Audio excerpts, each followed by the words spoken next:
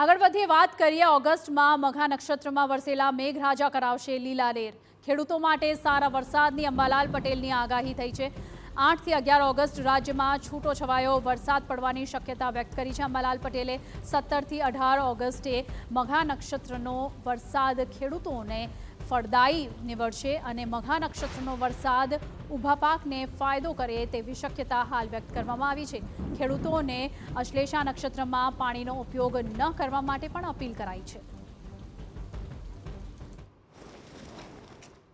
આ નક્ષત્રનું વરસાદી પાણી સારું ગણાતું નથી, એટલે ખેડૂત ભાઈઓએ વરાપ થયે કૃષિ કાર્ય કરવા સારા રહે। તારીખ 17-18માં મઘા નક્ષત્રમાં સૂર્ય આવશે। આ નક્ષત્રનું પાણી સારું ગણાય છે અને તારીખ 23 ઓગસ્ટ બાદ પણ લગભગ 23 ઓગસ્ટ બાદ પણ પર્વત આકારનો ભેજ જ્યાં ચડે ત્યાં પડે એટલો વરસાદ થવાની શક્યતા રહેશે। સમયાંતરે ઓગસ્ટ માસમાં વરસાદ થવાની શક્યતા રહેતા ઊભા કૃષિ પાકો માટે કંઈ સારું ગણી શકાય। તો આપને જણાવી દઈએ, રાજ્યમાં હાલ વરસાદી સિસ્ટમ સક્રિય ન હોવા છતાં ખાબકશે વરસાદ। બંગાળના ઉપસાગરમાં ભેજના કારણે હવામાન પલટાશે।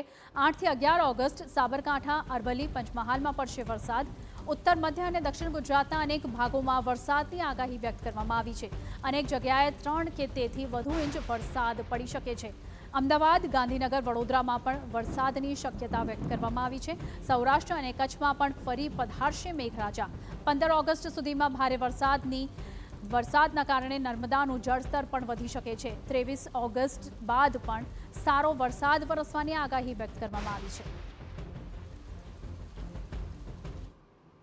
તારીખ 8-9માં વરસાદ થવાની શક્યતા રહેશે, જેમાં